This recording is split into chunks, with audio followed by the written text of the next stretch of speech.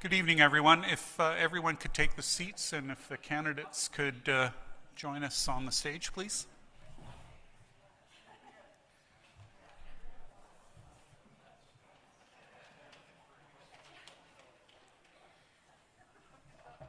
I guess you're going to need a mic.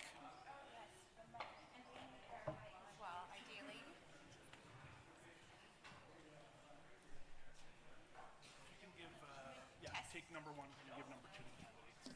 Test. There we go. This is the mic that you will share between the four of you. So, actually, come to you first.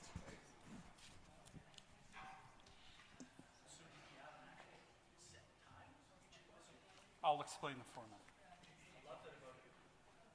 If you watched last night, you would have. I know. I heard. You might have.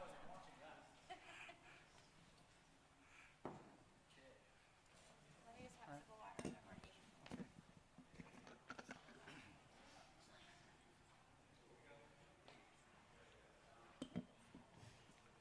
Ready when you are, Neil. Okay.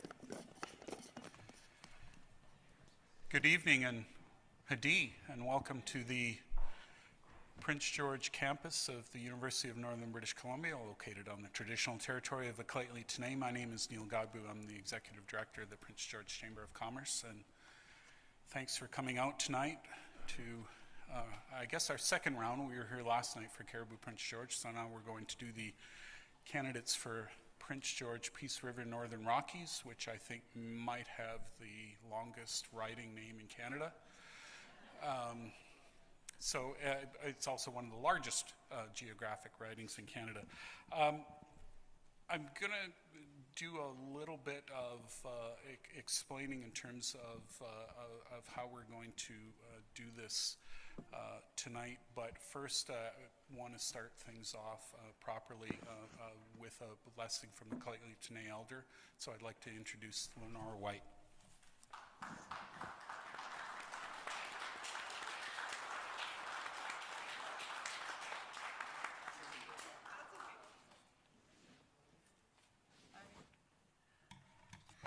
Hadi, Sundo. Basically, I'm saying hi, how are you? Good evening. My name's Lenore White. I'm an elder of the Lheidli T'enneh First Nation. Thank you for honoring our nation by requesting an opening and a welcoming. Lheidli means, and I know you've heard this before, Lheidli means confluence. T'enneh means many, many of. So Lheidli T'enneh means many of the confluence where the two rivers flow together. We have been referred to as Tano T'enneh, people a little to the north, and Lheidli T'enneh, people of the confluence. We are Lheidli T'enneh.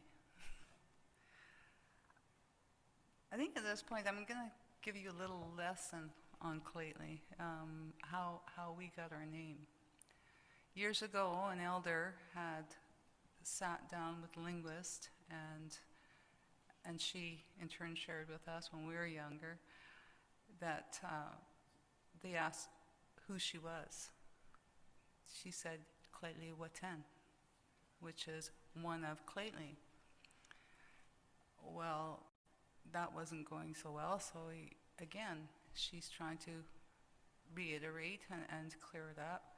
Lheidli 10. So she's saying now Lheidli 1. And finally it came about what was being trying to be cleared up, and she said Lheidli T'enneh, many of Lheidli. So that's how Lheidli got its name. Just thought I'd share that with you.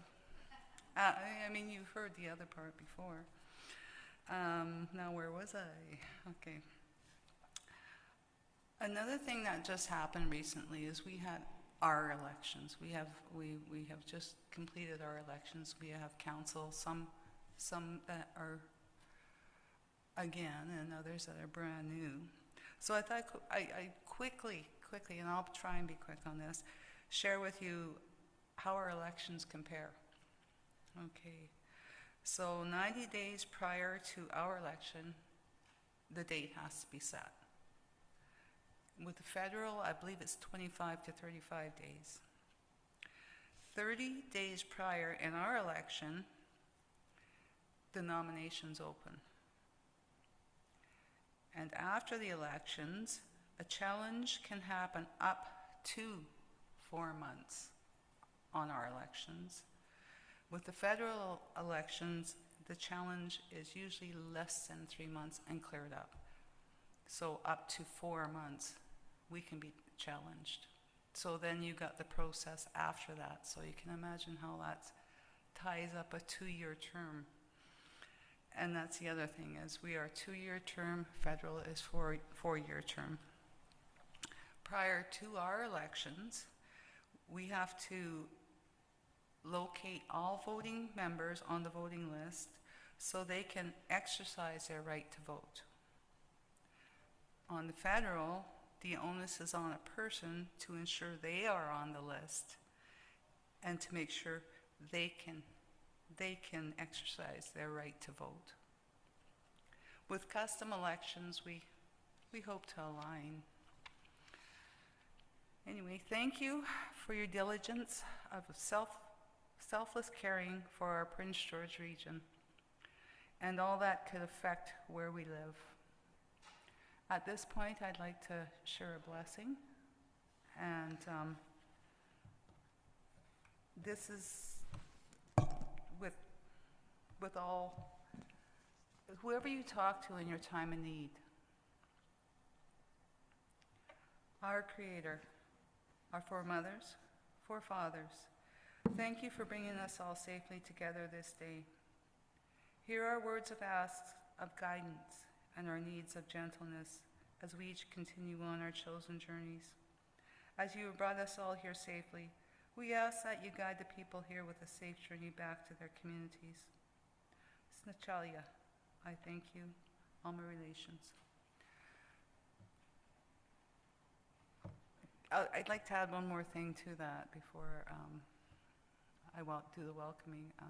So when we say all our relations, all our relations are to whom we talk to in need. Your relations could be the person sitting next to you. The relation with Clayton is relations to Mother Earth, the relations to the water, to the trees, to the flora, to the fauna. So when you hear all my relations, that's who we're referring to.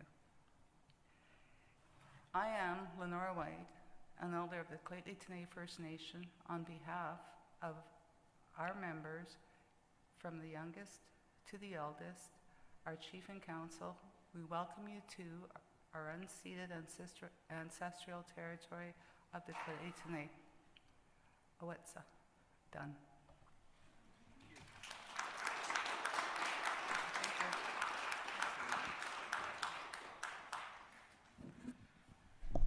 Merci, and thank you, Elder Lenora, for that blessing. I'd like to introduce now, for a welcome from UNBC, the Vice President of Research and Innovation, Dr. Paula Wood-Adams. Thank you, Neil, for that welcome. I would also like to acknowledge that I am grateful to be able to work, play, and live on these beautiful lands of the Clayton, and I'm grateful for the welcome from Elder White. Thank you. So now I would like to welcome you to UNBC and to thank the candidates and everyone in the audience for joining us here. It's a pleasure to gather as a community in a place defined by curiosity, learning, and the pursuit of possibility. UNBC was designed, this is something I just learned actually, was that UNBC was designed with 3 central axes in the courtyard, which marks the center of the campus, and I believe that's right there, yes. The axes are the entrance axis, the growth axis, and the community axis. And the community axis is indicated by this beam just above us. So this axis actually connects the student residences to the city of Prince George. and that highlights the university's connection to the surrounding community and its purpose of serving the North, as with our candidates here today. The Doug Little Lounge is also situated along this axis, further emphasizing our connection to the community. Universities are more than classrooms. They're places where ambition meets opportunity, where students learn to think critically, explore complex ideas, and engage with diverse perspectives. They prepare people not only for careers, but for leadership, citizenship, and lifelong learning. At their best, universities reflect the values that shape Canada: the pursuit of excellence, freedom of thought and expression, and a commitment to inclusive opportunity. These are also the values that underpin a healthy democracy, one that invites participation, respects difference, and thrives on informed dialogue. As a hub of education, research, and community engagement, we're proud to host the federal election all-candidate forums. Events like this create space for open, respectful conversations about the future of our country. Conversations that matter deeply to our students, faculty, staff, and the broader community, especially in the interesting times that we're living in today. We thank each of the candidates for being here today and for offering their time and perspectives. Your participation helps strengthen democratic engagement and encourages thoughtful decision-making among voters. And thank you everyone for showing up, for listening, and for being part of this process. We hope this forum helps you to reflect on the issues that matter most and inspires your continued engagement in shaping the future of our communities and our country. So I'm going to be passing this back to Neil and Dr. Fiona McDonald will be taking it from here. So enjoy the evening.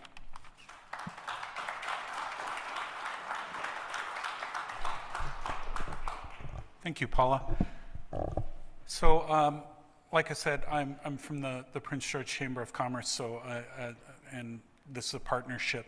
Tonight's forum and last night's forum is a partnership between the Chamber of Commerce and University of Northern British Columbia. That partnership is both professional and personal for me, in that I'm a graduate of this institution. As I tell recent graduates, I graduated from UNBC in the land before time, known as 2004, so a long time ago. But so my ties to this community, specifically up here at UNBC, are deep, and I also taught here for a short period of time after that as well. So I'm very grateful to UNBC for the enrichment it's provided for me, and certainly for the community, and I'm also sharing that on behalf of the 530 members that are member businesses of the Prince George Chamber of Commerce. So let's get to it. So the format, this is as much for the candidates as it is for you, the audience. We're going to have a 1-minute introduction where the candidates will introduce themselves, as opposed to me or someone else introducing them. They're fully capable of introducing themselves to you. So we'll have a 1-minute candidate intro. The format will be is we've designed tonight around some topics, some sort of general key topics. Each candidate will get a question, their own question, underneath that topic. As candidates, you will have 2 minutes to answer. And then once you've all spoken, once all of the candidates have spoken, we'll go back for a 1-minute kind of sum up under that topic. And then at the close, we'll have a kind of a 1-minute as well, kind of wrap up from each of the candidates. I'm going to be the timekeeper, so I'm going to be the bad guy. So I'm going to be standing over there. when you see me start walking over here, you got about 15 seconds left. When I'm stepping to the mic, you've got about 5 seconds left. So, and for those of you who tuned in last night, if you were either here or following on Zoom last night, I'm a stickler for the time, right? So I am going to enforce that. Just some housekeeping things. If you need to use the washrooms, they're right down the hallway over there. And then I'll give the usual thing about the cell phones. I actually ended up doing that a minute ago because I forgot myself. And so I didn't do this by myself. I have Dr. Fiona McDonald from the Political Science Department to thank. One other housekeeping thing that I also need to do, we are missing a candidate tonight, and that is the Liberal candidate who was unable to attend because there is a campaign event with the Liberal leader, Mark Carney, tonight in Surrey. And so the Liberal candidate for the Prince George Peace River Northern Rockies riding is at that event instead of here. So we almost went perfect because we had all 7 here last night, and so anyway, we've got 4 of the candidates here tonight. So with that all being said, Fiona, if you're ready to get started, let's do this. Thank you, Neil.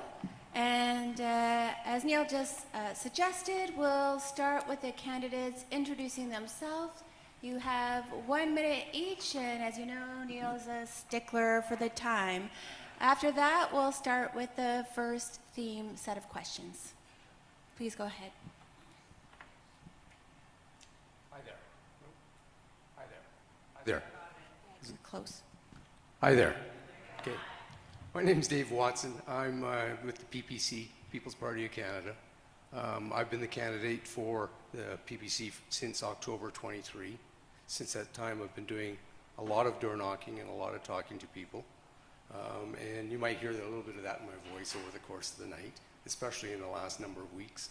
Actually, I've put on about 7,500 kilometers in the campaign so far. So it's a lot of driving, a lot of talking, and a lot of meeting people. So I was a resident of the Prince George area in the early 90s, and then the company I worked with, they moved me away. I lived in Saskatchewan, Alberta, and then we moved back about 8 years ago to this area. I live in Bear Lake. Currently, when I'm not on campaign, I was the postmaster for the Bear Lake Canada Post Office. I'll leave it at that. Thank you. Good evening. My name is Mary Forbes, and I'm running for the Green Party tonight. And I really want to take a moment to acknowledge that we're on this beautiful traditional and unceded territory of the Lheidli people. But the campaign space includes the traditional lands of the Simp to the east, Treaty 8 people to the north, the ancestral home of the Teskene, the Sekani, Slavey, Dunza, Cree, and Saulteaux. That's a lot of folks and a lot of space. So in my adventures of campaigning for the first time, I haven't done it as long as he has. It was a week before the campaign was called, and I signed up to be a Green candidate, because if not me, then who? And when I heard that this riding didn't have a candidate, my hometown is in Williams Lake, in the territory of the Secwepemc and Tilcotin, I popped right on up here to be with you, only 2.5 hours down the road, and I've really enjoyed my time in this riding. Thank you so much for this opportunity to represent you with a different voice. Have a great night.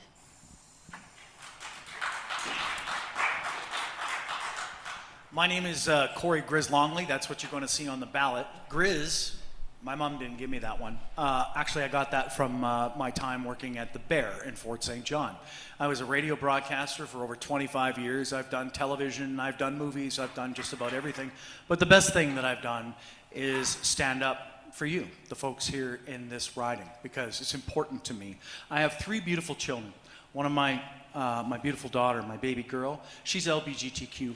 And I want her voice to be heard, and I want her relationships and her experience as a human being to be considered valid in this riding. She is one of the reasons that I'm running. The other reason, of course, is all of you young, fresh university whippersnappers who came out to find out about what's going to happen in your future. That's what this election is kind of about, really. Canada's defense and our future. What are we going to do? And I guess tonight you're going to have a fantastic chance to check it all out and see who offers you the best vision. Thank you. Yeah, thanks to y'all for coming tonight. I originally ran for this job many years ago to make a difference locally and nationally and work hard to make that happen, and I have. Whether locally, we have a saying at our offices, we help people. Whether you walk in our office in Prince George, Fort St. John, Dawson Creek, or Ottawa, we help people. Whether it's a CRA issue, immigration issue, you name it, you come in and we'll help you. Also nationally. Nationally, I've been the Shadow Minister for Northern Affairs and Arctic Sovereignty, where we've really represented the North and the territories and really highlighting the plight of the Northerner and the lack of Arctic sovereignty that's really there now, the lack of support that they're getting currently from the federal government. So we've done that. We've also represented the outdoor community, whether it's through firearms or fishing or the outdoor sports. And my time is up, but I look forward to putting Canada first and continue representing the great people of Prince George, Peace River, Northern Rockies. Thanks, Neil. Bob Zimmer. My apology. Thank you for those introductions. So to start with, we're going to start next to me and move our way down. Okay, and then we'll mix it up as we go along. It's just easier to do it in this kind of order to start. So as you know, you have 2 minutes for your answer, and you can take your cue from Neil. If you would like me to repeat the question, please just let me know. Last night I was trying to guess sometimes if people wanted the question repeated, so I'm just going to leave it to you if you want me to repeat it. Some of them are longer than others. So with that being said, the first theme is healthcare, part 1. So our first candidate, the PPC candidate, your question is, what kind of changes, if any, would you and your party make to the medical assistance in dying regulations? The PPC has a policy about the healthcare system that we would like to repeal the act as it is sitting right now, and we would like to change that into a system that is a mixed system, both private and public, and provide an insurance program for every citizen in the country. And that that insurance program would allow them to use either the private care or the public care. It would be their choice.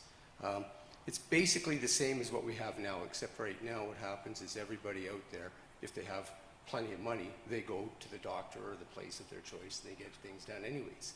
Well, we're just leveling the playing field so everyone has the same abilities.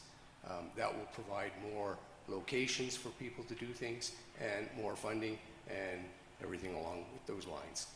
We would do that basically by removing ourselves out of certain taxes and certain amounts of taxes from certain areas and offering that to the provinces so that they can make up those differences that they would lose otherwise. Was there another part to that one? You were talking about the MAID. A MAID is something that we're not for. We don't agree with MAID. I mean, in some cases where there's a terminally ill person, I can see where that works, and many people would probably use that in those cases, but I think it's went far too far to the left. They're allowing MAID for far too many reasons that are not justifiable to myself or to the PPC. Thank you. Thank you. So we'll pass the mic. Thank you. And for our Green candidate, how should the federal government help Canadians pay for prescription drugs? The Green Party proposes to help Canadians pay for prescription drugs that it be included. So your vision care, your prescriptions, and your dental care would all be covered as a part of a unified healthcare system. And then to create parity of your physical health with your mental health, that providing for the opportunity for those of us that need support mentally. I'm one of those. Go team. It makes for a better place for everyone. Like, I'm looking around the audience, I can see so many people wearing glasses. I've got contacts on today, and we'll put our glasses on no problem when we need help with our vision. But when we talk about our access or our abilities or our challenges faced through mental health, we don't have that same vision or ability to be so bold in the experiences that we're having. And I think the Green Party's platform allows for Canadians of all walks of life and all mental struggles to have access to the care that they need. Thank you. Thank you. And question for our next, can you hear me okay? Well, the speakers are angled at them, and that's fine. But I need some help here. So I have a hard time hearing. But if you could just read it slow and loud, I should be fine. I can be louder. With many Canadians lacking access to a family doctor and healthcare workers experiencing burnout, what federal initiatives will your party implement to recruit, retain, and support healthcare professionals across the country? Thank you for the question. First, I want to ask you guys a question. Everybody with teeth, put your hand up. Holy cow, it's like everybody in here has teeth in their face. That's outstanding. Well, I want to thank Tommy Douglas, a very prominent NDPer, for starting us on this journey down our healthcare path. We're almost there. The NDP proposed to sew it all up. We're not just getting teeth, which only 25 of the MPs that were in there were NDP, got that through. We're going to be going for pharmacare next, which is what Mary wants too. We'd like to look after the whole package. We want to make sure that you guys are insured, and we want to make sure that it is not going to be sold off to our American friends down south, which we've seen from another party. They want to move in that direction. Another party too mentioned it tonight. How will we tackle this? We're going to hire 35,000 nurses by 2030. We're going to improve their working conditions. We're going to take them out of the private system and put them back in the public system where they belong to serve you guys, because we're paying for it. We don't need a middleman in our healthcare. That's just extra money gone out of our pocket. So that's one of the things we're going to do. We're going to pay student nurses during critical training and clinical training to recognize the work of the 780,000 nurses that we have and PSWs. And we're going to do a $5,000 Canadian healthcare workers tax credit. So it pays even more to keep you guys healthy. That's part of our plan. We're going to fast-track accreditation for internationally educated and U.S. nurses. Interesting story. My father-in-law, born in Burma, escaped during the war. And there was 2 countries he could go to because he was a brown fella and work. One was Canada, one was Britain. Thank God for him coming here. I would have never met my beautiful wife and had my beautiful children. I want that kind of thing to be consistent here, and we should be honoring those accreditations. They've gone to medical school, and by gum, let's use them.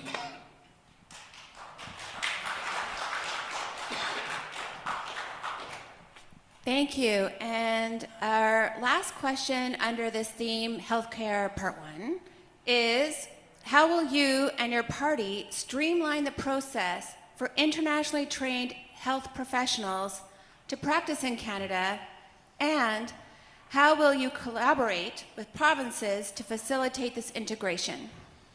Yeah, it's a great question. Something that our leader, Pierre Poilievre, has been supportive of from day one is the Blue Seal program, as he calls it.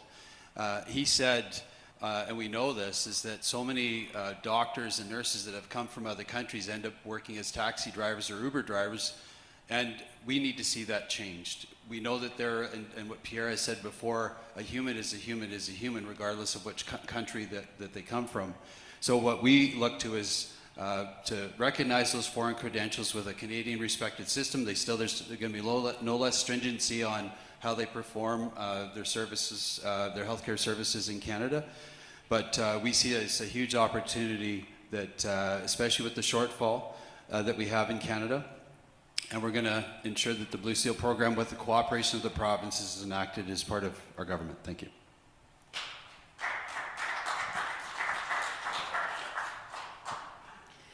Thank you. So we have an opportunity for everyone to have an additional 1 minute to follow up with any additional comments in this broad theme area.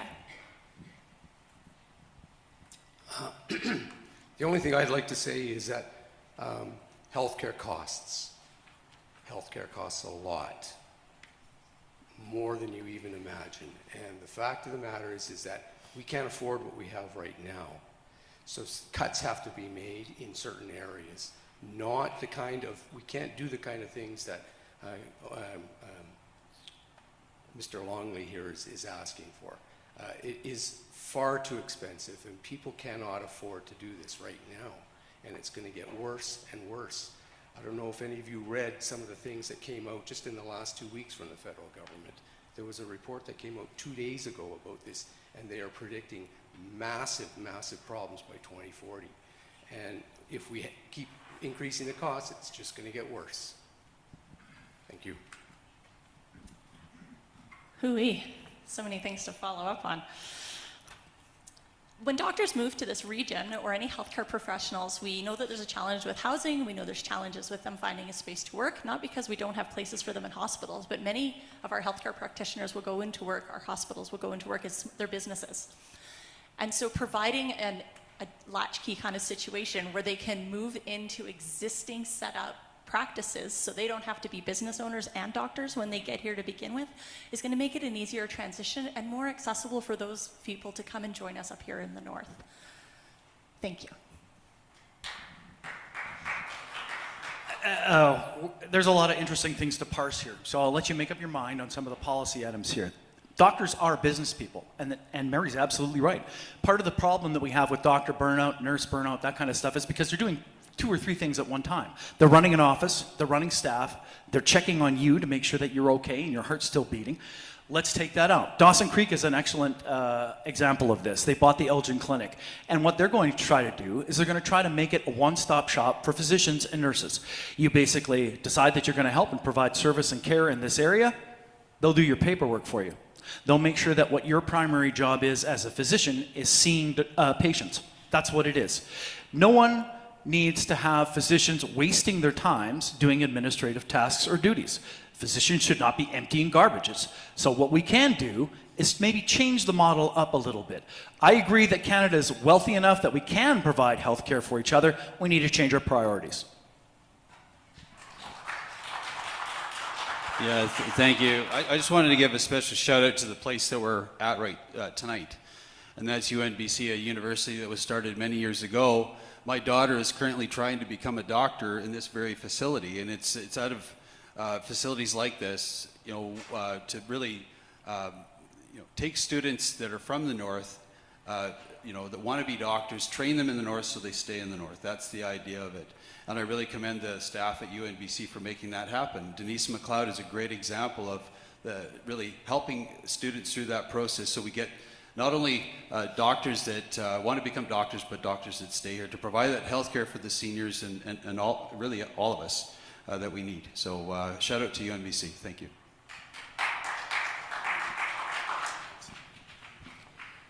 Thank you. You might have guessed that there is a part 2 to healthcare, and we are there. So our second theme, healthcare part 2, we will start with the Green candidate. Okay, go. Okay, great. So how would you and your party support or oppose government plans to declare the opioid crisis a national public health emergency? What immediate actions might follow such a declaration? Wow, it is a national health emergency. 51,000 Canadians, 15,000 Canadians or British Columbians, and here in Prince George, it's only second in call-outs for overdoses to Victoria. So in specific stats, you're 23% of the overdose calls in British Columbia in 2024. This is an emergency, and it's not just an emergency in Canada, it's an emergency here. There needs to be second-stage housing in place for post-treatment and recovery. We need to really address the 4 pillars of health to ensure that there's prevention, harm reduction, treatment, and recovery. But the thing that I'm finding most concerning that I heard recently is that this is specifically targeting men and boys. They are overrepresented in the deaths, and we are finding that 14,000 of the 51,000 deaths in Canada are women and girls, but 37,000 are men and boys. This overrepresentation needs to be addressed immediately. And to everyone who's had experiences with this crisis, I would really extend my saddest condolences. And I definitely would like to see the folks that are trafficking these drugs to be treated as the murderers that they are. so that we don't have to do the 4-pillar follow-up if we just could get rid of the toxic drug supply. Thank you. Thank you. And yes, question for our next candidate.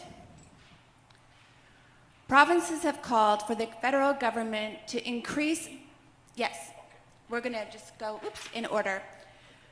Provinces have called for the federal government to increase its share of healthcare funding to 35%. What is your party's stance on this? Thank you, sir. The NDP believe in healthcare for everybody. The NDP believe in covering everybody, and we want to cover you from head to toe.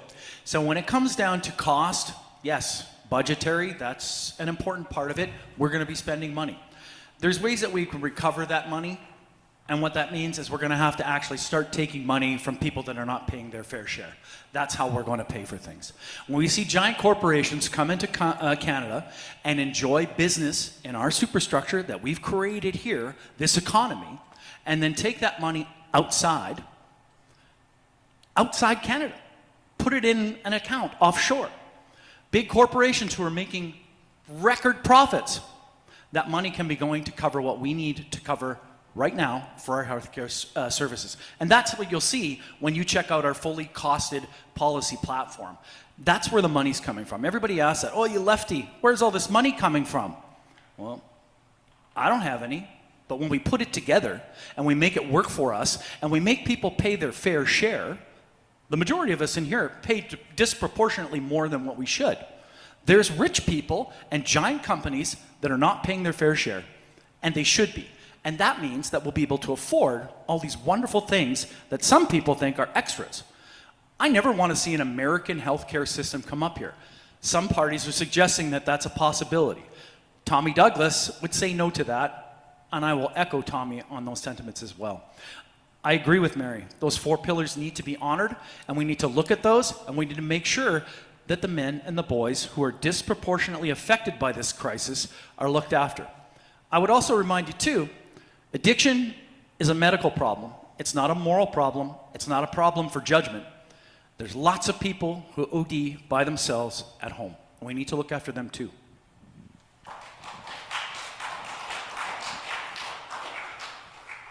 Thank you. Next question. How will you and your party ensure that provinces adhere to the principles of the Canada Health Act, especially concerning accessibility and universality in light of emerging private healthcare models? Yeah, I'll answer that one real quick. I'd like to get to the addiction issue, and frankly, provinces do already adhere to the standards that are set by the Canada Health Act. I wanted to speak to what Mary had been asked about the addictions. And the stats are extremely alarming. There's 50,000 Canadians that have died as a result of opioid addiction and overdose since 2016.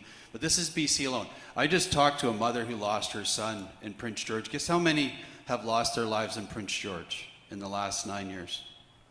534 people. These are moms, dads, sons, daughters, they're people, right?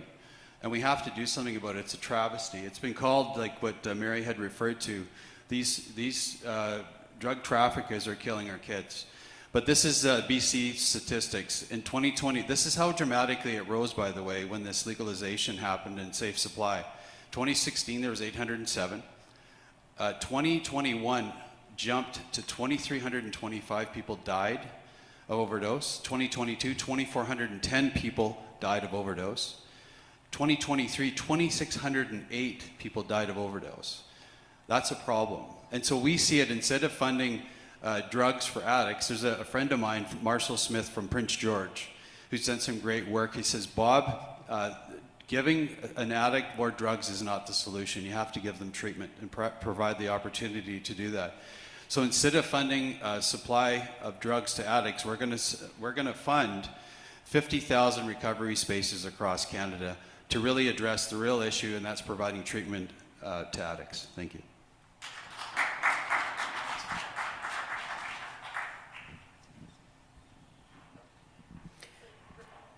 Nope. Oh, sorry. Last question in this theme before we get to the additional 1 minute.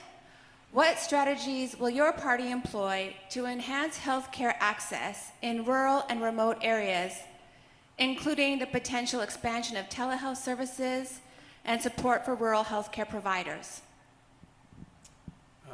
All of those things we're in favor of. We're in favor of rural healthcare. We want to see more doctors cover more of the rural areas. It's one of the areas that is significantly undercovered across the entire province, not just in the north here, but in the south as well, in many of the smaller areas. The telehealth also works, but it's more for specific types of situations. My own wife has to use that quite a bit. We've lived back here for 8 years and still don't have a doctor. And you know, it's kind of a shame to even have to say that, but it's true. And as far as, oh, I'm sorry, there was a first part there, the very first part of this. I moved my paper. Before the telehealth. Oh, for support for rural doctors. Oh, Healthcare, rural healthcare. Yeah, So rural telehealth and rural. We're in favor of using mobile type systems where doctors can actually move from one community to another. They would be there for perhaps a day or 2 days, and then they would move to another community and then another community. And you can cover a lot of area and do a lot of good by doing that sort of thing. Thanks. Thank you. So every candidate has 1 minute within this broad theme. It is a broad theme, and one of the things that strikes me in this situation is that there is not enough education happening in our classrooms on this subject. And I know it's happening in our universities, and I see posters in the bathrooms, but the places that I really feel that we need to target is potentially the targets. We need to get to our kids, and we need to teach them in the classrooms with preparedness. And this is a national emergency. This is like a wildfire. This is like a flood. This is a flood of a toxic drug supply. And every kid needs to know, as I heard another candidate say, that a grain of sand, a dose the size of a grain of sand could kill all the people in this audience. And there's no getting better the next day. Recovery is a long road. It'll affect your mental health for the rest of your lives. And those people need to be supported. And we need every child to know the risks. They need to know what it looks like, all the forms it comes in, who it might come from, the numbers of people that are dying. This needs to be as blatant and as loud as COVID, but not locked in our houses. Thank you.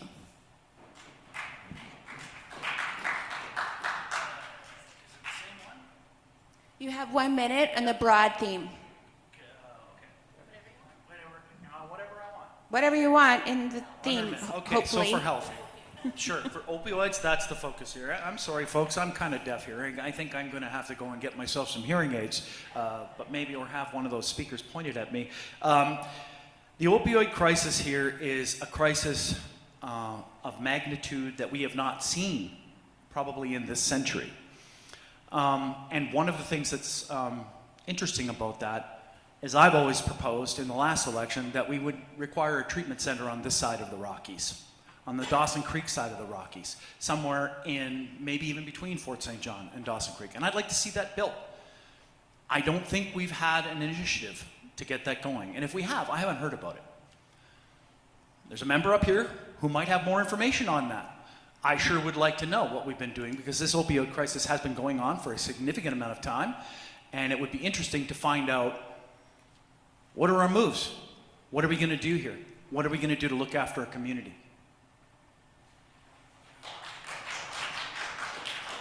Yeah, so just to be clear, we talked about, I just mentioned it, we're, instead of funding opioids to addicts, we're going to fund 50,000 treatment spaces across the country. And talking about the rural and remote access to doctors, I think I spoke about it to give a shout out to the folks in the room here. But this is how you do it. This is, you train doctors in Prince George, so the kids that want to be trained as doctors and the people, men and women, that want to stay here, we train them here so they will stay here. We just need to have more of them. I think there needs to be more doctors and nurses. I certainly see a lot that want to be, and I think we need to accommodate that desire to be that. I just wanted to finish with this, though, on the opioid issue. I have a nephew, and he had a fiancée. She just was a recovering addict. She was coming out of it. They were about You know, she was doing really well, and then she had a relapse and overdosed about 2 months ago. And I wanted to ask, how many people have been affected by overdoses directly in your family? It's a travesty, and it's only getting worse. We need to do something about it now.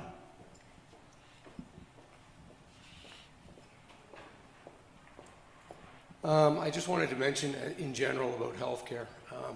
PPC and myself, we're not against healthcare in any shape, way, or form, really. We just need to make it so that people can actually afford to pay for it. People, meaning you, from your taxes. In order to do that, we have to restructure things. It's the only way that we're going to be able to cover all these things like dental care, mental health, and so on and so on. If we don't, it's never going to work. In 148 years of this government, okay, we accumulated $600 billion of debt. In the last 10 years, the last government doubled that. We have over $1.2 trillion of debt right now. That's not including provincial debts or municipal debts or anything else. That is just the federal government. We need to fix this kind of stuff. If we don't fix it now, we're going to have some real bad problems real soon. Thank you. Yes, we'll start the next theme with our NDP candidate. So the next theme is the environment. So let me know if I need to speak louder. How would you and your party streamline the environmental review process on major projects that would both protect the environment and shorten the approval time for industry developers and global investors? Let me know if you'd like me to repeat the question. I will. Let me find my cheat sheet here. Because it's important. We're not necessarily known as the environmental party. We're known as the agitators, the laborers. Here's what we would do. The NDP wants to make sure that large projects get through and they get done. We will make sure, though, that there is due diligence done. Unlike some parties on the stage up here who would love to let all kinds of oil tankers up and down our coasts, maybe one catastrophic spill wipes out salmon for communities up and down that coast, the NDP is against that. We don't want that. We don't need that. We didn't need another pipeline. However, we gave it to a certain party. We don't need that. What we should be doing is, instead of trying to export a huge amount of our resources, how about we take this opportunity when we're under economic threat from a giant elephant down south and take that energy and keep it inside our country, build our country from the inside. We could be doing that right now. I don't mind the idea of an energy corridor. I always thought that was going to be swell. But what would have been really great is what Pierre Elliott Trudeau did. Started up refineries. We had our own gas stations. We had the infrastructure already. Some parties sold that off.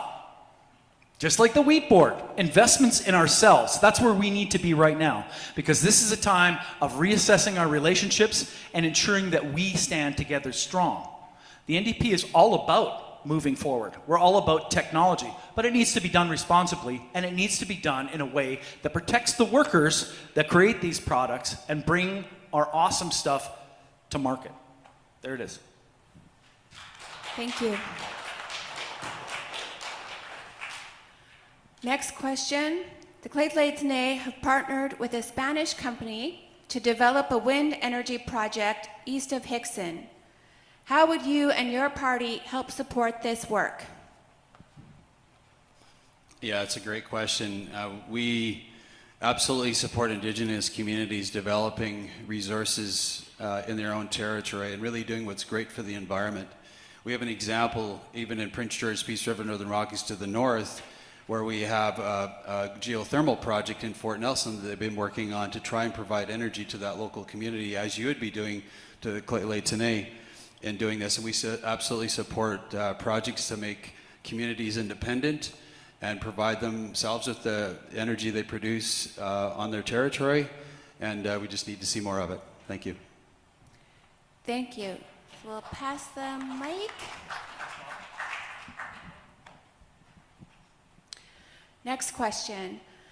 There has been substantial work in the last few years on exploring hydrogen energy opportunities in the region and partnering with Edmonton on a Western Canada approach.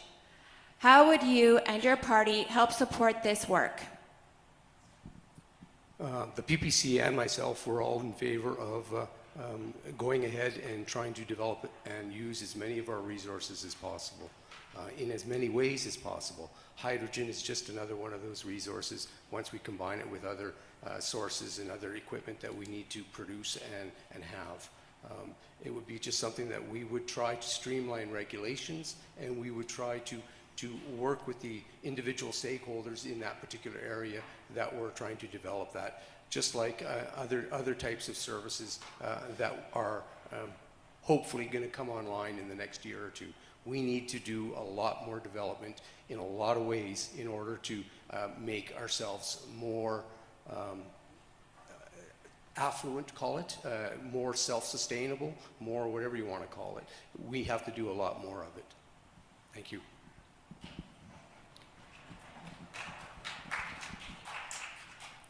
Thank you. And last question in this theme area.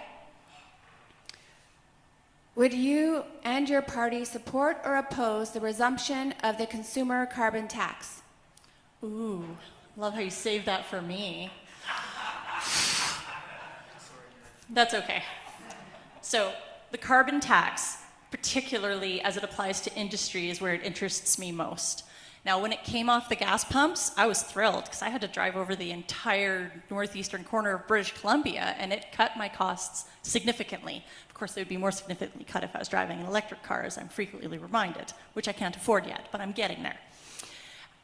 The concern about Q, remind me? Carbon tax? Thank you. There's a lot to talk about. I feel like I'm getting an exam now.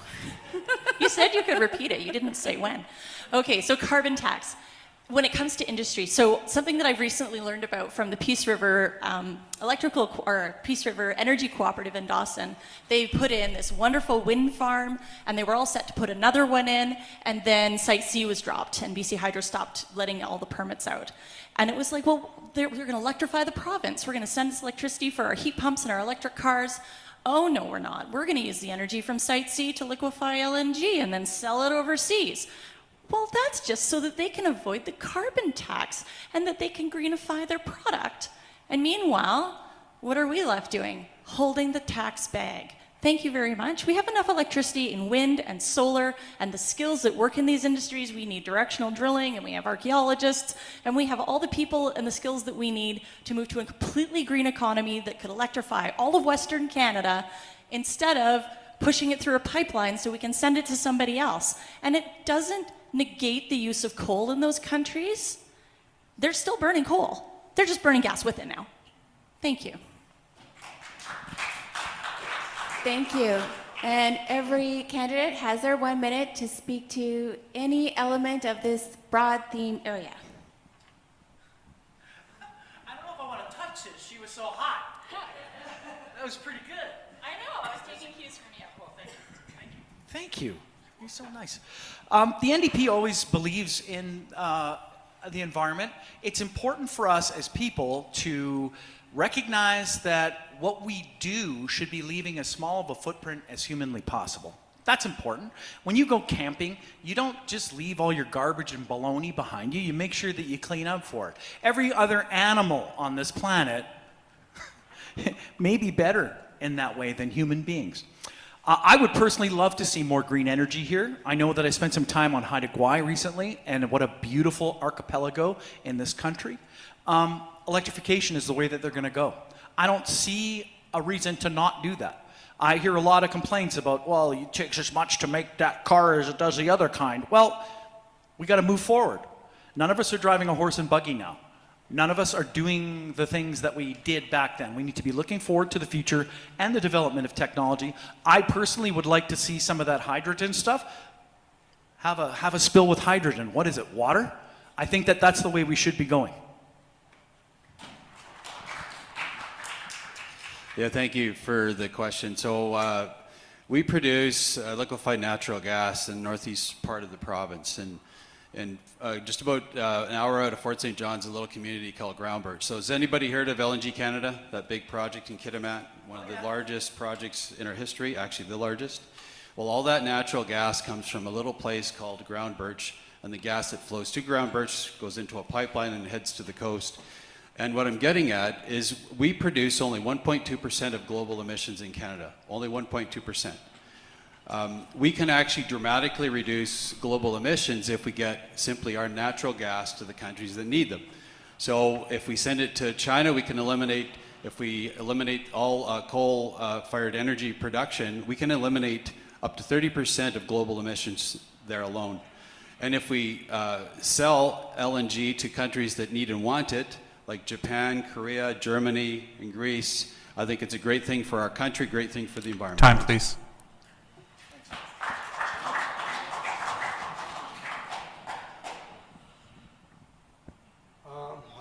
I'm not sure if I can add a whole lot to what everybody has said here. Resources are an important thing, and we need to deal with it. We need to deal with it to the point where we have enough for today, but enough for our kids and our grandkids and even our great-grandchildren, hopefully. If we don't do it, we're going to have problems.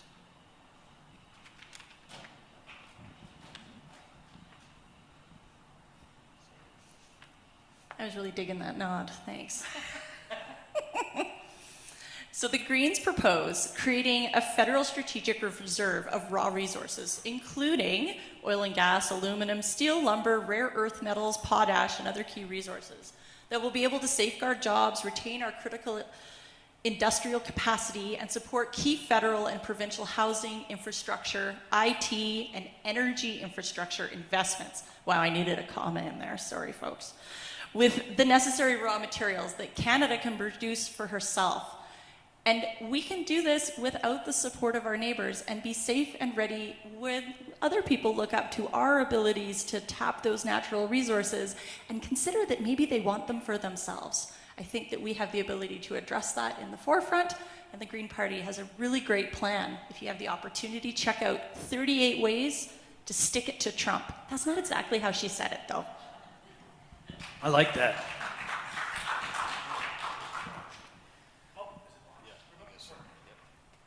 Okay, thank you, everyone. We're moving on to our next theme, housing and affordability. So starting with our Conservative candidate, what would you and your party do to reduce the poverty rate in Canada? Yeah, it's a great question. What we've seen over the last number of years is record inflation, largely caused by things like the carbon tax. We've seen in our riding here, food costs have gone through the roof, all to do with carbon tax. We've also seen the inflationary effects of an out-of-control spending government, where our value of our dollar is dropped. So the value when you go into the grocery store, what used to cost $4 now costs $6 and now costs $8. So I think what we need to do is look to make things more affordable by simply getting our spending in order as a federal government, but also making it more affordable for Canadians. We also proposed dropping the income tax for low-income earners by 50%, and it will, the average Canadian worker earning $57,000 will save $900, and a couple will save $1,800. And that's just a few ways to address low-income earners and making things more affordable for Canadians. Thank you. Thank you. Great. Next question. What would you and your party do to encourage home builders to build smaller and more affordable housing options for Canadians? More affordable is always good. Smaller can be good in certain cases. Some people can live in a small place and it's fine. Others can't. But the problem is when you build a small place, typically, and I've seen this many times, we've seen it in many movies, I've seen it in person, these end up being the slums of just 10 or maybe even 20 years down the road.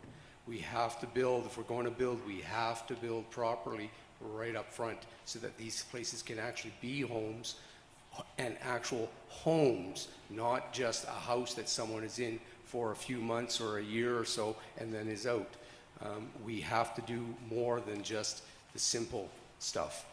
When we're looking at houses, small places, I personally have been to Germany and in many places in Europe, and they use a lot of tiny house villages. They work really great. They provide lots of access in and lots of access out. These are not like the 15-minute cities that the government has been talking about for the last few years. These are places that are actual communities, and people know each other in those communities, and they want to stay in there because they know each other and because they have everything that they need there, and they only go out for the reasons that they need to. Most of the time, we don't have those kind of areas in Canada because they've never been part of our culture. And so that means that we have to change something in our culture as well. Small houses or tiny house living is a different headspace, complete different headspace, just like apartment living is a different headspace.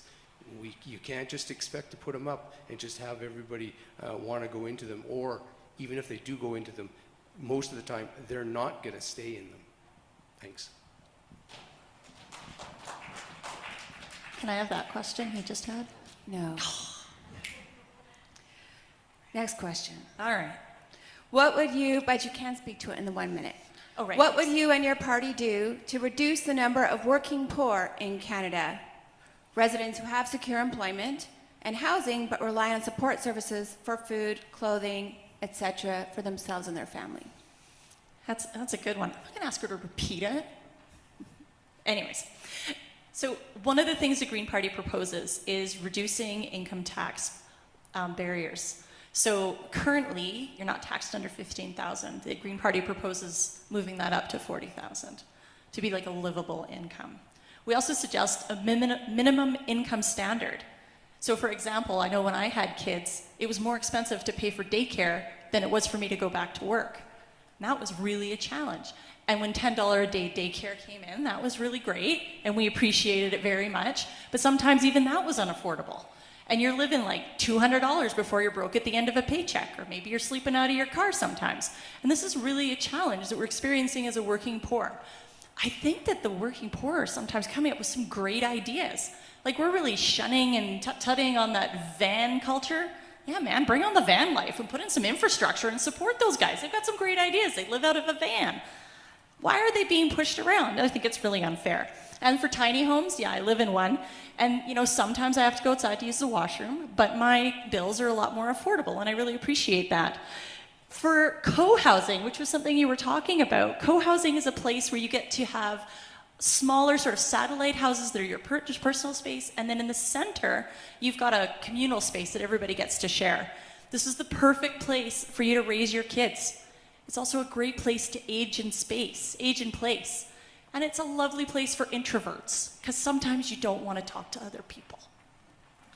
These co-housing options do exist in Canada. We've got over 30 in British Columbia and several hundred happening in Ontario.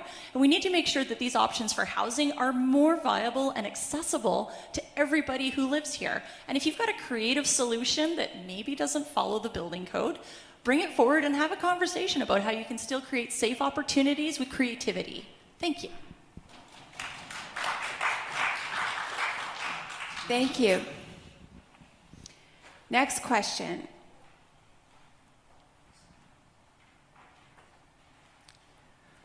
What would you and your party do to reduce the record high consumer debt in Canada? Well, as an NDP person, one of the things I would like to see is a redistribution of the way that we tax people and the way that people are moving money that should be in this country out of this country to somewhere else. There are a lot of people that are parts of multinational giant companies that are making record-breaking profits right now, and they're getting away with it. They're taking that money. I don't know if you guys are familiar with something called the White Papers. They came out several years ago. And it was actually a comprehensive list that some media folks had got together, the BBC, the CBC, which we want to keep, by the way. Those guys did an investigation into a bunch of rich corporations and found out who was sheltering their money in all these other places. Jagmeet wants to go after those guys. Those deadbeats made their money here, off of you guys, off of me. There's no reason they shouldn't be back in here paying into that infrastructure, to the great country that allowed them to rake that wealth off the table and not give their fair share back for us. People talk about affordability. That how are you going to pay for this? How are you going to do that, Grizz? Let's pay people what they're worth, and also let's have the people that are making the most pay their fair share. Outrageous, you say? How could you possibly do that? Well, I would invite you to take a look back at what the tax codes were back in the 1970s, when Canada was strong economically, when we had our own oil and gas in this country, when we had our own refineries. These are the things we could be doing. We could be looking at the lessons of the past. I challenge you to tell me what the corporate tax rates were from 1970 to the neoliberals coming in the 1980s. What you're going to see there is corporations who actually had some civic responsibility and wanted to pay their fair share to do business in this great country.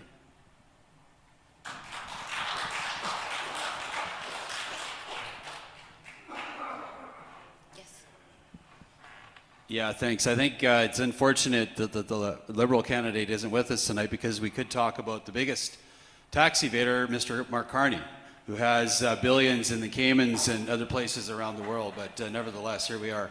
I want to talk about more about housing affordability, because I'm not quite ready to accept that we all have to live in vans and live in our cars. I don't think that's a great place to be, and I think it's an unfortunate reality that the affordability crisis has caused people to have to do. But we're going to fight red tape that makes houses unaffordable. Some administrative fees in places like Vancouver and Toronto are up at $1.6 million per house. It's ridiculous. So we're gonna, for every dollar of relief municipality offers on development charges, we'll reimburse 50% of the development costs up to $50,000 max. We are going to make a new house GST free that will save home buyers up to $65,000 on houses under $1.3 million. And combining the two policies will lower the cost of a new home by up to $115,000. Thank you. It is a darn shame that that Liberal candidate is not here. You know, I like me a Liberal. Justin Trudeau had great hair. It would be nice if these guys would remember they're not running against him, though. There's been another Prime Minister since. I would also like to ask how many Conservatives had shares in Brooksfield before Mr. Carney put all that away. Oh, there's more than not you, Bob. You're poor. You can't afford it like these big rich guys. I get it. I'm wearing jeans with holes in them, man. I totally know what you're talking about. So there it is. And also, tiny houses and vans, they're awesome.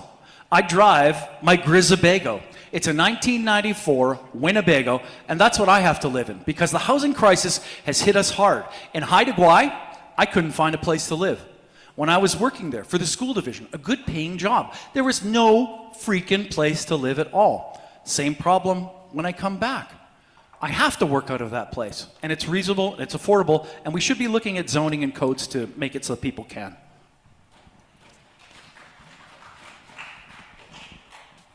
I don't think they want to live in vans. Come visit. Check it out. Well, one of the reasons that we're having such a challenge with affordability is that students are leaving these halls of education and they're leaving in debt. And then we spend a bunch of money chasing around their student debt that might eventually be forgiven. Just make education free so that we can learn. Thank you. Hey, I'm trying to talk here. Thanks. So make our education free. And I'm so proud to hear that your daughter's learning to be a doctor here. That's totally amazing. My two daughters probably don't have that financial opportunity. And I bet they're just as smart and lovely as your own or any of yours. But we need to have a chance to get out and be educated in an ability where we're not limited by how much money we have in our pockets, but how much joy and ability we have to learn in our brains. We should not be constrained by an ivory tower with chains of gold. Please, consider voting for Green, and let's unlock the ivory tower. Thank you.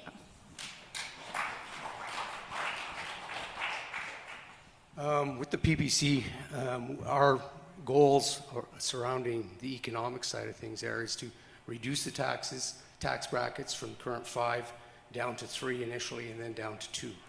We want to reduce the business taxes down almost immediately by 5%. We need to free up money for people. We need to free up money for businesses. People and businesses, when they put themselves with each other, we are making a lot more money for the country. We're doing a lot for us as opposed to just spending and spending and spending.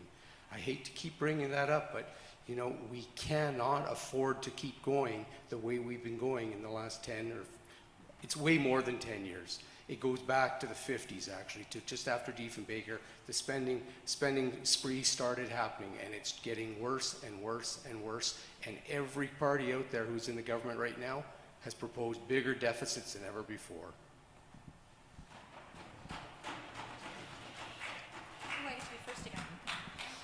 Oh, Thank yeah. you. Are you first? Yeah. I think it's Dave. Yeah. Yeah. Haha. I'm in charge here, Dave. That was a joke. Okay. Question. What should the federal government do? Oh, sorry. The theme is immigration.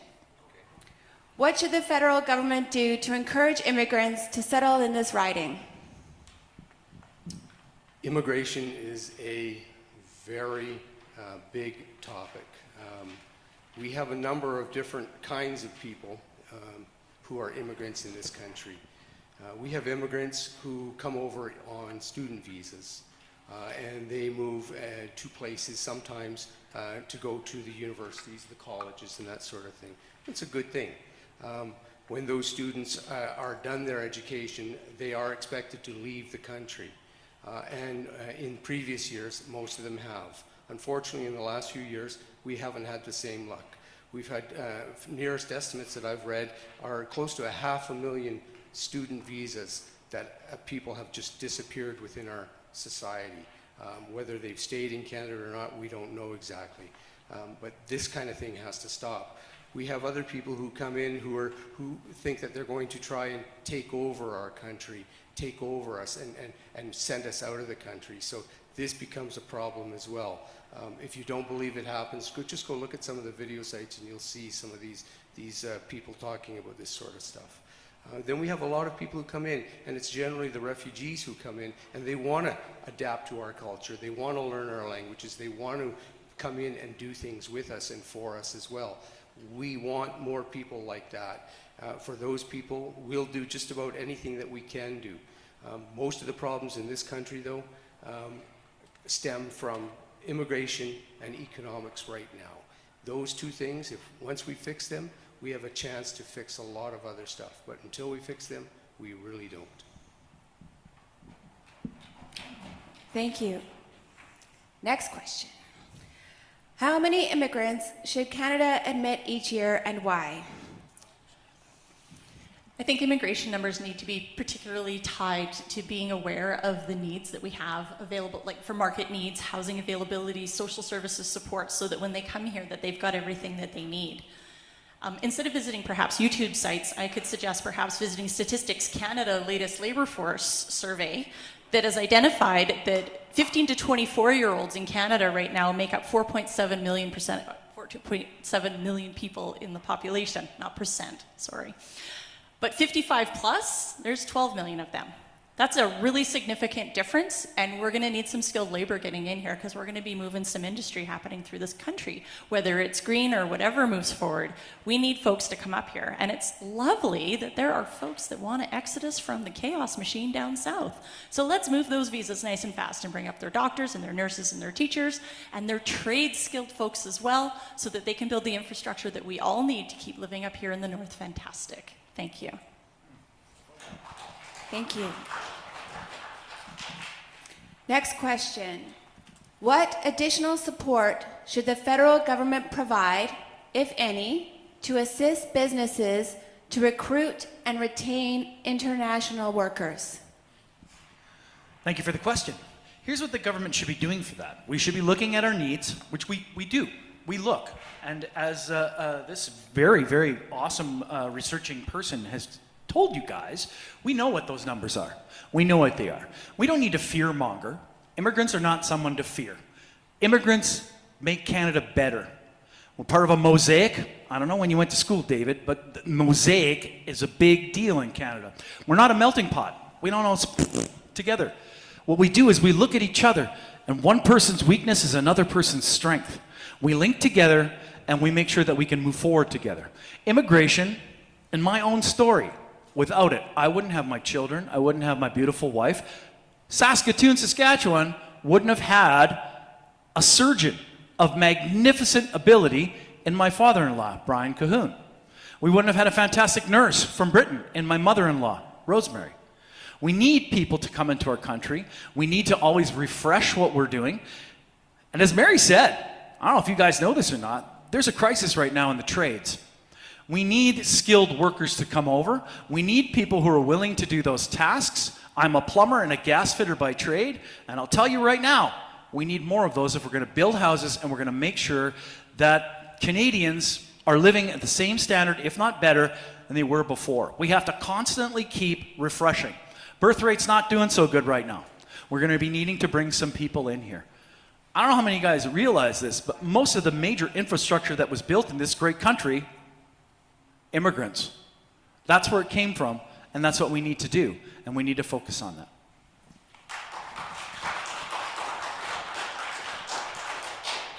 Thank you. Last question under this theme. What additional support should the federal government provide, if any, to encourage international students to stay in Canada and become permanent residents? Yeah, great question. It's something that we do in our office in Prince George, Fort St. John, and Dawson Creek often, is really help that immigrant come and settle and stay in Canada because of the need that we do have. I'm the grandson of 2 immigrants that came from a war-torn Europe in 1921 myself, and if I asked you, how many come from grandparents that are immigrants? Quite a few of us. So Canada is a country of immigration, so we support immigration. But that said, we need to tie immigration numbers to available jobs, to housing, and also to healthcare. So immigration numbers don't sort of overwhelm the current systems that are here already that Mary had referred to. So we support immigration. We just need to do it the right way. Again, we've supported IMSS locally in Prince George. Many supports. A recent real success story is the Ukraine situation and so many of the refugees that came over here. My office worked hand in hand with many organizations around town to see that those Ukrainian refugees had jobs. They really settled into the community. So we can do a better job. We've already done that, but we just need to keep supporting our immigrant community. Thank you.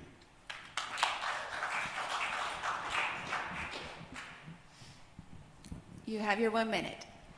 Okay, to clarify a little bit further, PPC, we want a moratorium on all immigration for a period of about 2 years, possibly 3 years, and then a return to levels somewhere in the neighborhood of 2020, which was around 150 to 200,000 people. This does not include the refugees. Refugees are done on a case-by-case basis from different places. It comes down to simple numbers. We cannot afford it. We have basically, immigration is tied to everything. As people come in, we have a trickle-down effect to every single part of our society, whether it be housing, affordability, anything you want to talk about can be tied back to immigration as well. Our problems really started to take off when immigration took off. And until we fix immigration, we're not going to fix other things.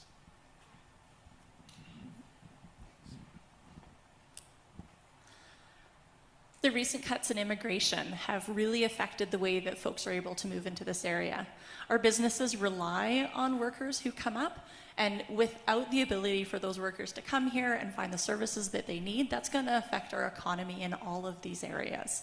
And it's really unfortunate because many of the people who come here add such a beautiful, I was going to say melting pot, but that's not the right word. Beautiful mosaic, thank you. A beautiful mosaic to make Canada an even better and tastier, I might say, place. And I'm quite grateful for the opportunity to be able to be here today as a child of a migrant on this traditional and unceded territory. Thank you. You got your 1 minute. Sure. First of all, Slava Ukraine. That's what I want to say. One of the things we should be remembering that there are countries all around this world that are under attack right now by oppressive governments. Canada has always been a leader in welcoming those people to our shores. All 3 of them. And I believe that we should continue to do that. Canada needs to be a leader in showing some of the other countries, like Hungary and some of the other dictators out there, that Canada can not only survive but thrive with the diversity that we have. As I said before, one person's weakness is another person's strength. We all work together and we can make it work. I don't believe the idea that Canada's run out of room.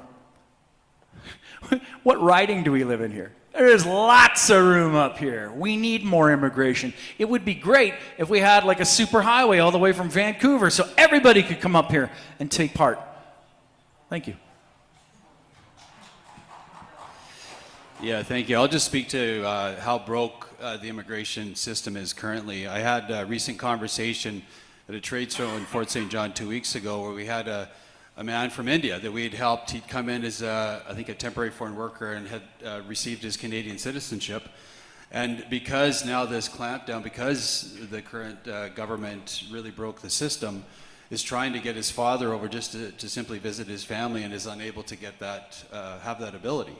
So what used to be an ability to bring over family members to visit, new immigrant populations, perhaps, is simply he's not being let in. And it's very unfortunate that it's come to this. Again, we are a country of immigration, and we plan to fix it. Thank you.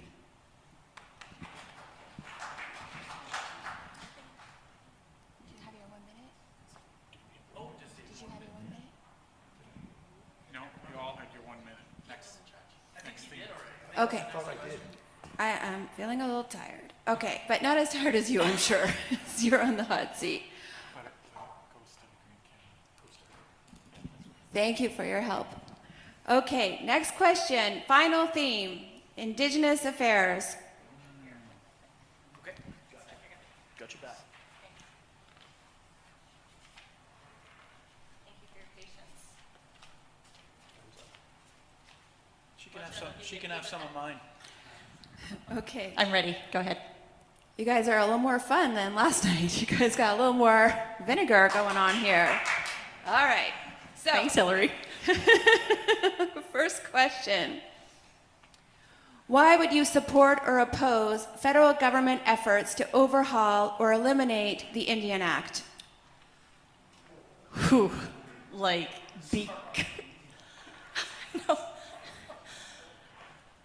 Because Indigenous people should be self-determining as identified by UNDRIP, because there are 94 calls to action that need to be addressed and the Indian Act flies in the face of that, because of humanity. It's horrendous. And there should be an Indigenous-led, not, I was like, we're going to overhaul it for sure, put some funding on it, but it should be Indigenously led. They need to talk about what works best for them and what does not. Our elder who opened today, Ms. White, spoke about the challenges in their electoral system, and it is a part of the Indian Act. This is pure colonialism, and if we're not going to move forward in truth and reconciliation, we have to admit the truth that the Indian Act is outdated and atrocious, and it needs to be removed under the direction of the Indigenous people that it has impacted for so many years. Thank you.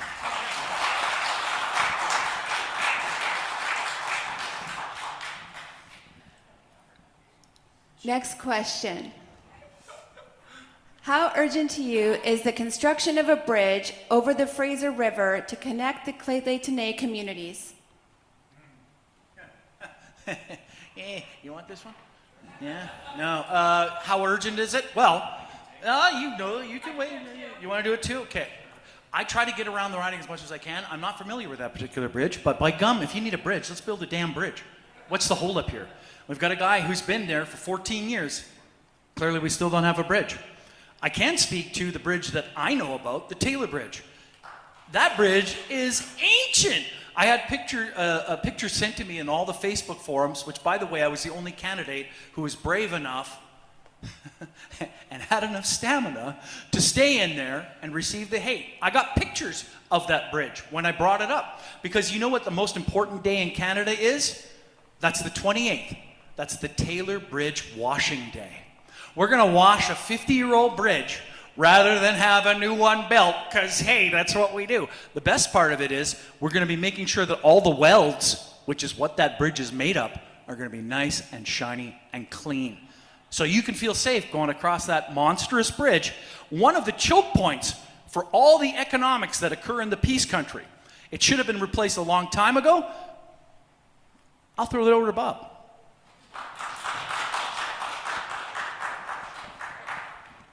Thank you. Next question. Why would you support or oppose a law that would classify denials of the harms caused by Indian residential schools as a hate crime? Thank you. Good question. I want to speak to the bridge, actually, though, as well. So I met with Chief Logan, and what became a crisis was around forest fires and the community being locked in the community and limited by to be able to exit by this very small bridge.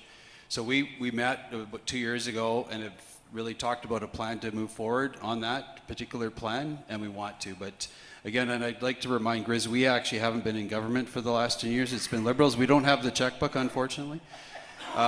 So 25 members got you 8 million Canadians covered with dental care. You can't get a bridge. So over 100 members. So I want to answer that question. So a conservative government, Conservative Party supports treaty rights in the process of reconciliation with Indigenous peoples. A Conservative government also created the Truth and Reconciliation Commission as part of the 2007 Indian Residential School Settlement, which recognized that Indian residential school system had a profoundly lasting and damaging impact on Indigenous culture, heritage, and language. Conservative Prime Minister Stephen Harper apologized to former students of Indian residential schools in 2008, and we acknowledge the deep sorrow and mourning that all Indigenous people and survivors of residential schools are experiencing. Our hearts grieve for the Indigenous communities who are sharing in this trauma. Residential schools had and still have harmful effects on many survivors today that needs to be addressed. We have called for a swift timeline and funding to deliver on the Truth and Reconciliation Calls to Action 71 and 76 involving missing children and providing healing for families. Thank you.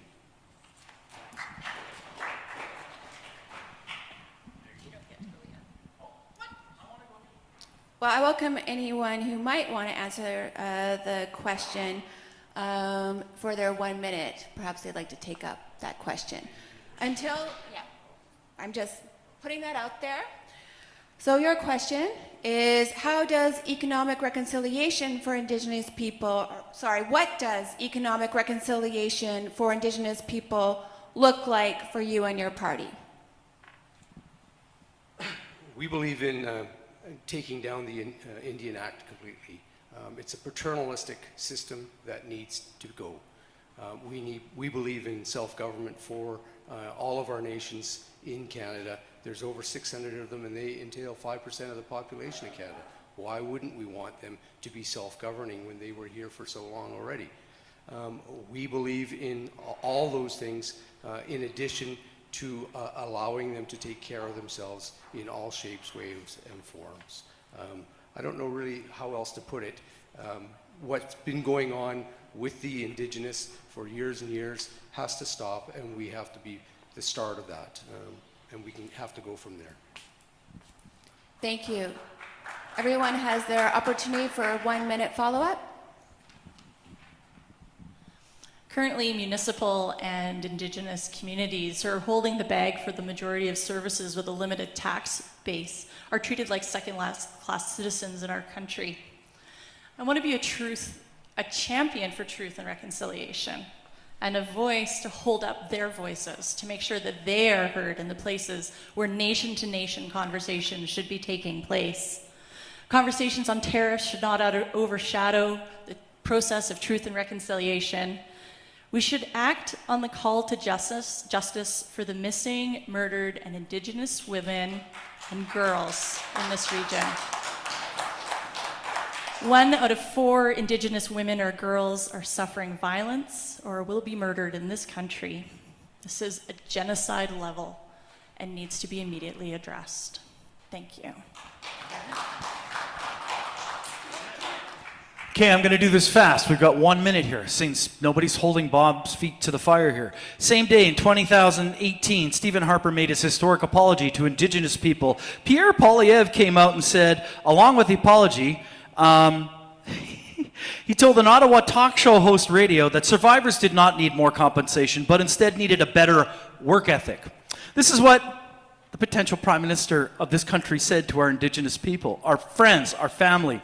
Along with the apology from Harper comes another $4 billion from Harper in compensation to those who partook in the residential schools over 3 years. Now, some of us are starting to ask, now listen to this, are we getting value for our money?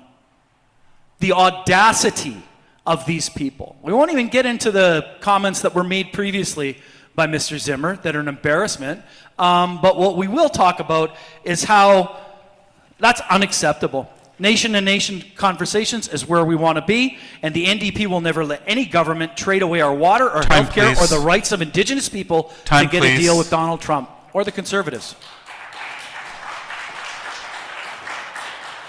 Thank you. The one thing that I've been honored to do the last number of years is to serve on the Indigenous Northern Affairs Committee. And we actually dealt with legislation around reconciliation. And one key element that was brought to us by many of our witnesses, Indigenous leaders in this province and the country, was economic reconciliation being key to real reconciliation. National or Aboriginal Capital Corporation Association, Chair Andrew Leach, I think that economic reconciliation is key to reconciliation. I think that we can do better for ourselves than anybody can do for us. The Canadian Council for Indigenous Businesses, VP Matthew Foss, economic reconciliation is fundamental. Until Indigenous communities are able to participate effectively in Canada's economy and have the means to self-direct revenues to their own priorities, have businesses that are successful and have opportunities for their children to be successful, since they're the fastest growing population in the country, we won't see the social challenges that exist within those communities rectified. Thank you.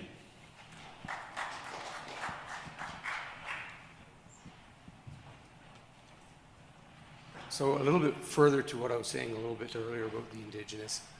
PPC wants to use our founding principles of freedom, fairness, respect, and responsibility, using those to solve most, if not every issue that we can that our Indigenous populations have. We want to do that as soon as possible, and we want to do it using common sense policies that put all Canadians first.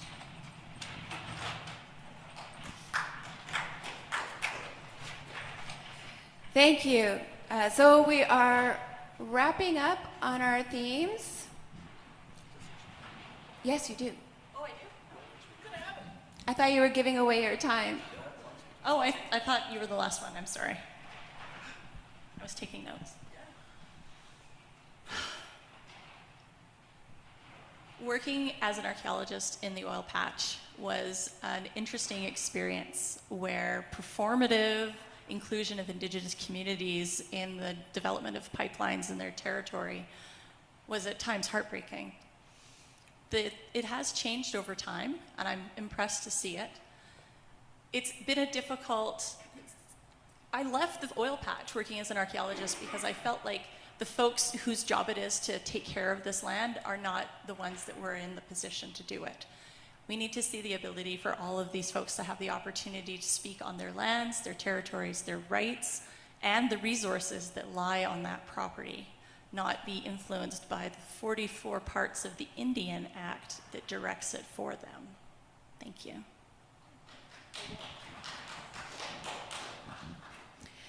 Thank you. So that closes the theme portion of our discussion.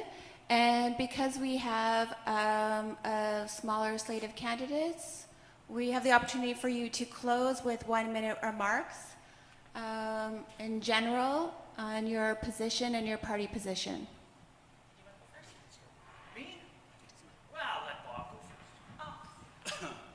Yeah, thank you again for the opportunity. Thank you for hosting us, Neil, and everybody here at UNBC for doing such a great job.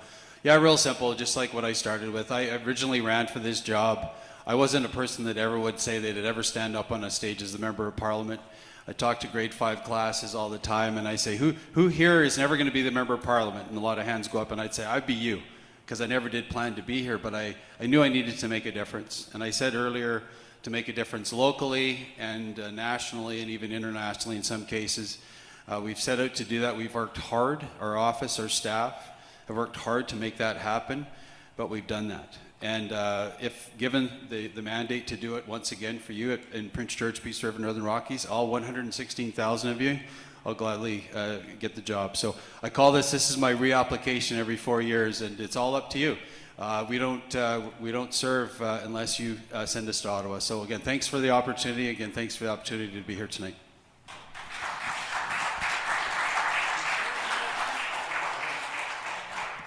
All right, I'll be quick. Bob's correct. This is a job application. And one of the cool things about it is he's the incumbent. So he has a record. We can see what his record is, and let's go through it really quickly. Maybe the Conservative Party could buy the Hudson's Bay Company. They're in trouble. Let's get some more colonialism going on in this country, which is what we don't need. So moving on to the record. Bob voted against at least 17 environmental protection bills. Bob voted against 6 bills seeking government transparency and accountability when the Conservatives were in, of course. Bob voted against classifying asbestos as a dangerous substance. Who does that? Who wants to change what the definition of asbestos is or dangerous substance? Bob. There you go. Bob voted against establishing a national food program. Little kids having something to eat for breakfast or lunch. Ew, we can't do that. Ew, we can't do that. Bob voted against a ceasefire in the Middle East. That's a good one. He voted against the UBI. And Bob believes that life begins at conception so that he can be in your bedroom and determine who you get to love and marry and hug. Think about it.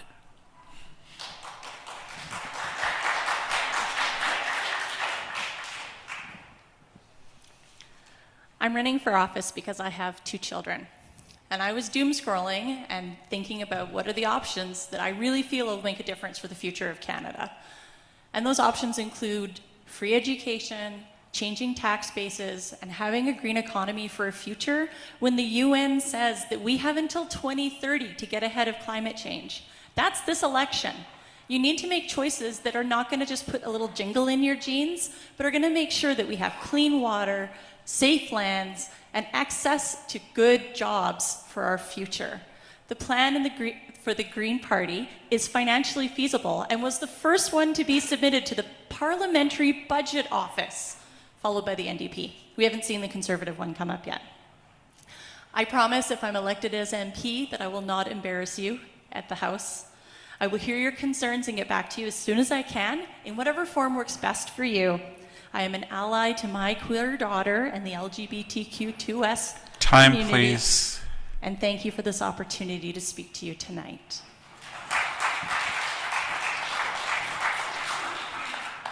I wanted to leave you with one last little gem. Most people don't really realize about the level of taxation that we suffer in this country. So I have to bring it up one more time. We have something in that the Bank of Canada calls an inflation target. It's 2% at the current time, even though our actual inflation rate is closer to 5%. That 2% is a tax, because every single year your money is worth 2% less that we have that particular target in mind. So over 10 years, you've lost 20% value on your money. And it just goes on and on and on. And that's only assuming it's only 2%. This is something that we have to deal with, and that's one of the things that we want to get rid of as well. We want to get rid of these inflation targets and put the target at 0. Thank you for having me here tonight. Thank you for listening to me. I appreciate the time that everyone put in to come here and sit and listen to us.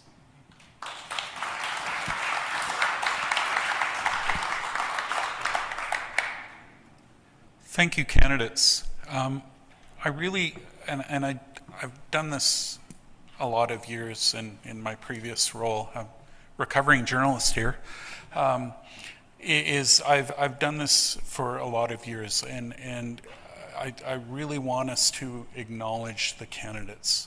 I mean, these are our friends, these are our neighbors, these are members of our community. Regardless of our political or ideological differences, they care about this community. They care about this region. That's why they've put their name forward. And so I really think we do need to give them some applause for what they've done.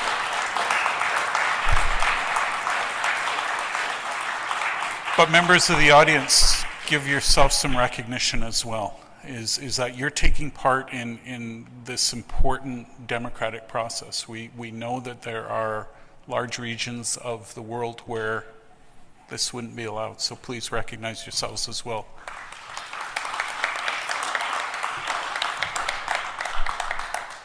Voting day is pretty soon. We're going to wrap a little early because with 7 candidates, we went the full 2 hours last night because with just only 4 here, we kind of put the folks through the paces tonight. So we want to give them maybe both you some opportunity to maybe speak to the candidates directly if you have direct questions that you want personally as opposed to kind of audience-wise. So thank you for coming out tonight. And if you haven't already voted, please get out and vote on Monday. Thank you for coming.